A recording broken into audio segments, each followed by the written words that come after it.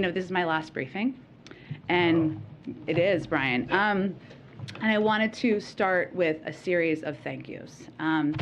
I promised myself I wasn't going to get emotional. Whew. Okay. Thank you. I want to say thank you to the President and the First Lady.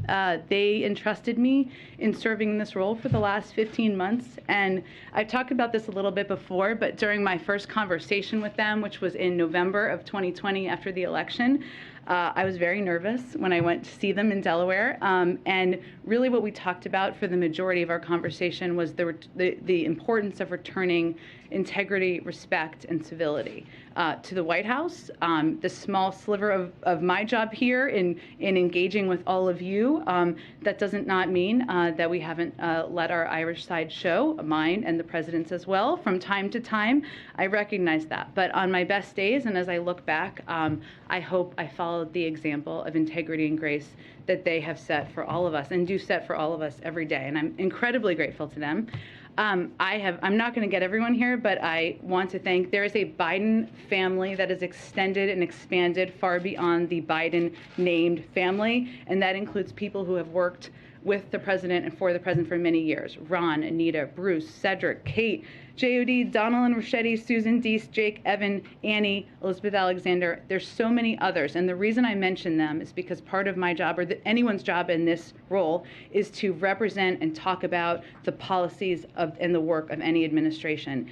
They have integrity, grit, commitment to trying, even on the hardest days and worst days, to make the world better for the American people. And I am very grateful to them. Now, I'm not going to cry about the press team. Whew.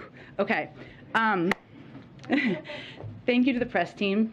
Many of them are here. Some of them are not here because they are taking much needed days off. It has nothing to do with me personally, I promise. But you all know a lot of them. For those who don't know them, they are incredibly tough, smart, hardworking, and deeply, deeply good human beings, deeply good public servants. And, people always ask me, and I'm sure you guys get asked this too, about whether Washington is rotten, whether everybody is corrupt here and, nothing good happens and we all just argue with each other. And I, having done this job, believe the absolute opposite is true, because I have worked with and engaged with all of these incredible people across the administration and this amazing team, many of whom are here that I get to work with every day.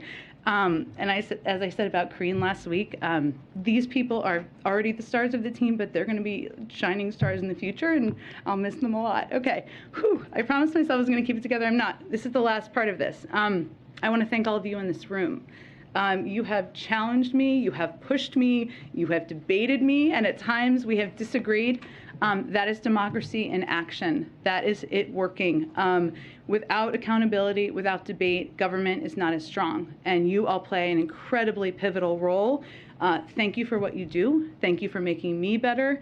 Most importantly, thank you for the work every day you do to make this country stronger. And I am very grateful to all of you as well. So thank you for your role and to the role of your colleagues here and around the world.